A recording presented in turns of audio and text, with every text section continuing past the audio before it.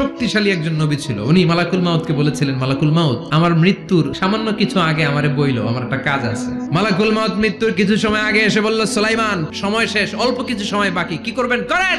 সাইয়েদনা সুলাইমান জিনদেরকে ডাকলো, ও জিনেরা, বিশাল একটা প্রজেক্ট আছে, প্রজেক্টে কাজ শুরু করো। আর কিছু জিনকে বলল, চারদিকে গ্লাস ফিটিং করা একটা রুম বানাও। সাইয়েদনা সুলাইমান আলাইহিস সালাম গ্লাস ফিটিং করা রুমের ভেতরে ঢুকলেন। এই রুমে ঢোকার দরজা নাই, হাতে একটা লাঠি নিলেন, লাঠির মধ্যে ভর করে দাঁড়িয়ে রইলেন আর জিনদের দিকে তাকিয়ে রইলেন। জিনেরা এত বদমাশ ছিল, সাইয়েদনা সুলাইমান দাঁড়িয়ে না থাকলে কাজ করতো না, দাঁড়ায় না থাকলে আজও লোকজন কাজ করতে চায় না, ঠিক কিনা?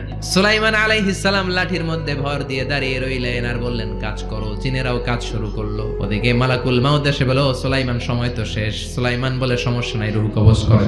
মালাকুল মাউত ওইভাবে লাঠিতে ভর দেওয়া অবস্থায়, দাঁড়ানো অবস্থায় সাইয়েদনা সুলাইমান আলাইহিস সালামের রূহ কবজ করে নিলেন। উনি এমন ভাবে দাঁড়িয়েছেন, রূহ চলে গেল, লাশ হয়ে দাঁড়িয়ে রইলেন। লাঠির মধ্যে দাঁড়িয়ে আছেন, জমিনের মধ্যে লুটিয়ে পড়ে নাই। সুবহানাল্লাহ। জিনেরা মনে করছে বস দাঁড়ায় আছে, কাজ করতে হবে। করতে করতে পুরা প্রজেক্টের কাজ শেষ। ইন দ্য মিন টাইম ঝিঝি পোকা, উই পোকা সুলাইমান আলাইহিস সালাম লাঠির ভেতরে ঢুকে লাঠিও খেয়ে ফেলেছে। সাইয়েদনা সুলাইমান আলাইহিস সালাম ধপাস করে জমিনে পড়েছে। আর জিনেরা কয়, হায় হায়, খালি খালি কাম করছে এতদিন। সুবহানাল্লাহ কইবেন না?